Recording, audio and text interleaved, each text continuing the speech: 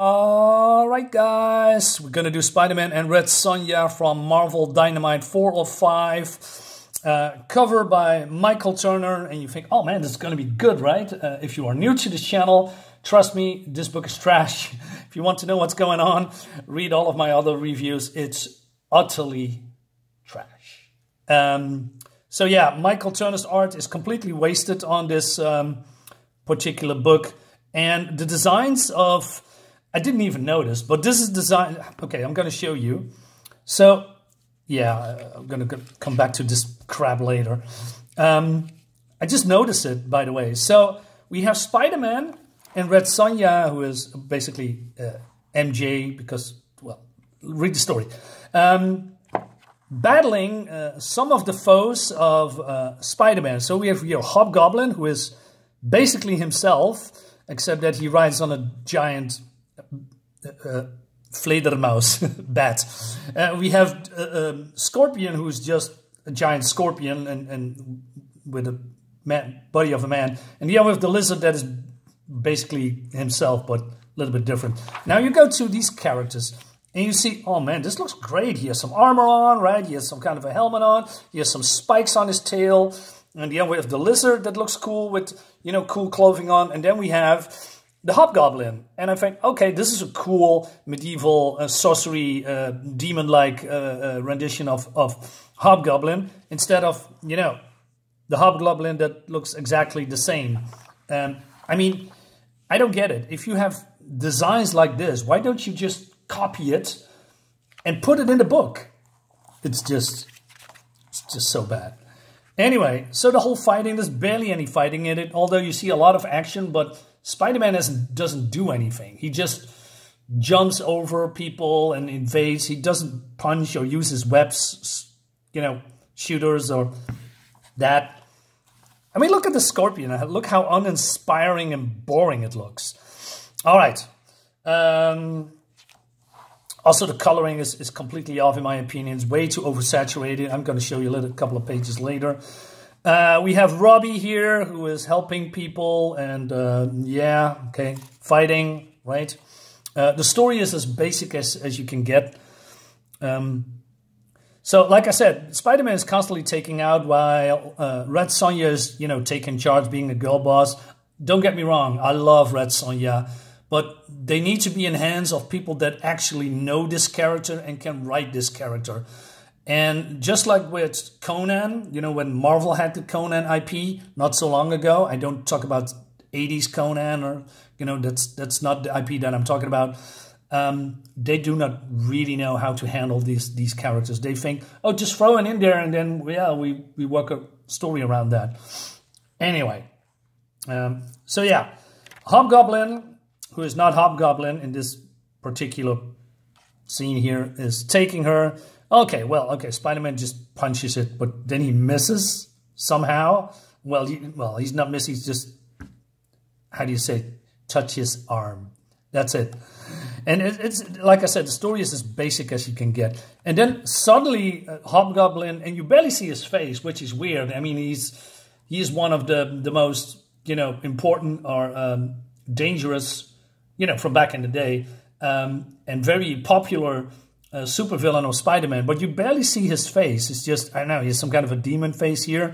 And then he kisses her, but he has only half teeth. How does that work? You kiss with your teeth? All right, but Sonja doesn't like that. He says, hey, you kiss me, now you're going to die. But then they're going to reach the edge of Kulan Gath's magic, because there on the other side is the real world, right? So they are accidentally going through it. And everybody is being themselves again, except for, you know, Red Sonja.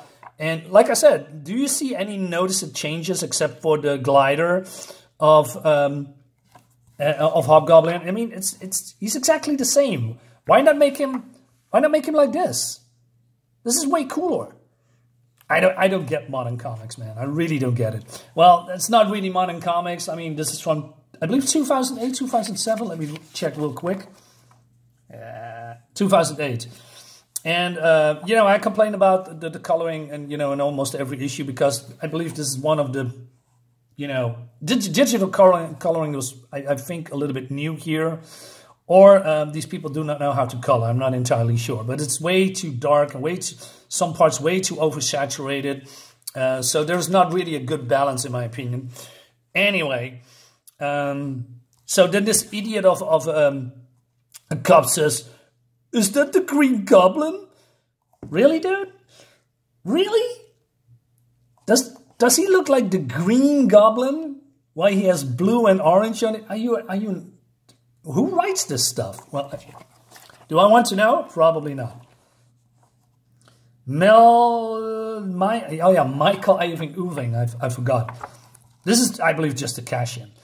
He says, I'm the Hobgoblin. Here's my cards. He just, I don't know, returns the favor and throws this. Is this supposed to be a pumpkin? You know, his famous exploding pumpkins. Looks like just an orb. Maybe a grenade? Who knows? All right. Spider-Man just evades. And then Robbie does a I say DNA joke. And Spider-Man acknowledges that, you know. Remember when Thor said that? Ha ha ha. Oh, it's so bad.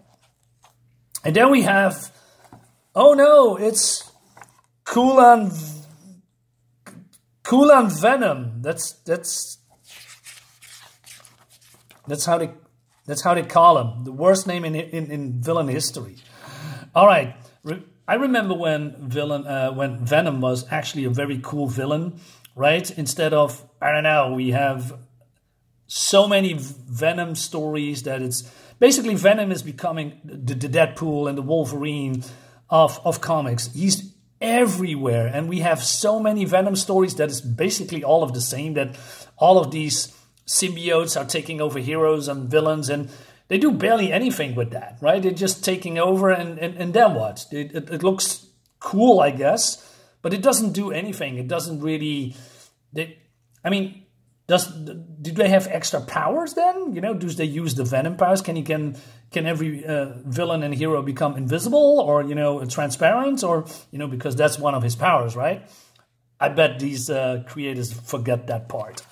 They think, oh, Venom, you know, slithery, slightly black goo over a person and then, yeah, call it a day. Modern comics for you guys. Anyway, so... more jumping around, right? Like I said, it looks very chaotic. And do you really think you can beat Scorpion? Right, all right. So basically he says, I need the girl to take over the world, right? Why and how that works? Don't ask questions. It just works. So he loses consciousness. And then we switch to, and then we have this shot. What's happening here? Is this, I don't know, magic tendrils? I do not know. So yeah. Sonja is still following Goblin because he kissed her and she wants him dead. And then she's almost being overrun by a train and she doesn't know what's going on because she's now in the real world, right? Then she jumps from... How do you do that, right? Did you just jump from, you know, the bottom on top of the train? I mean, you cannot jump so high. How did you do that? Don't ask questions. So she jumps on the glider with the Goblin here. And then, I don't know, they're flying in some kind of a toy store. And I don't know what's happening here, but she has some kind of a spasming out. And then we see oversaturated colors on red, on brown, or yellow, and whatnot. And then we have Mary Jane communicating with Sonja about, oh, well, we need to save Peter, right? And I don't know how it all works. And I don't know how it works with magic, but you can do it.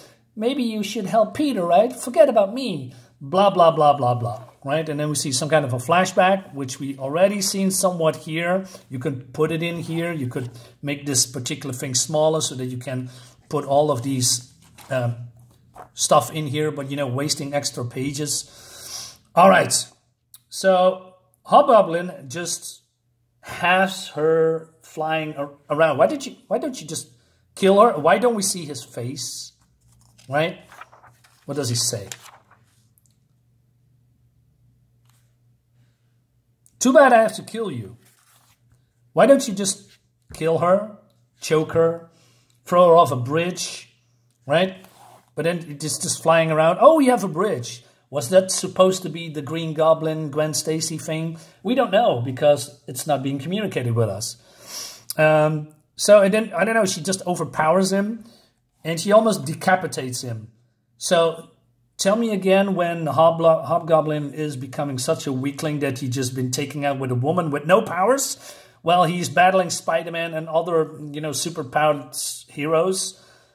I don't know, man. Plot armor, I guess. And then, this is probably the most interesting thing of this whole book. She's been shot by the cops because she wants to kill Hobgoblin or something like that. Yeah, and that's the end of the book for now. And then we have to do one more book and then we are done with this really bad book.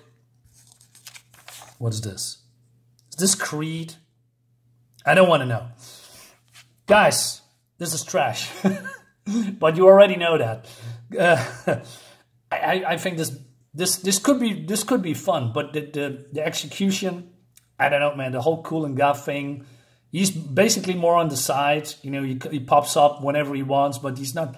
Doesn't seem really a threat. I mean, do you really need the symbiote to take on Spider-Man? I mean, what do I know? I'm not a I'm not a Marvel creator. Guys, let me know in comments what you think about it. See you next time. Bye-bye.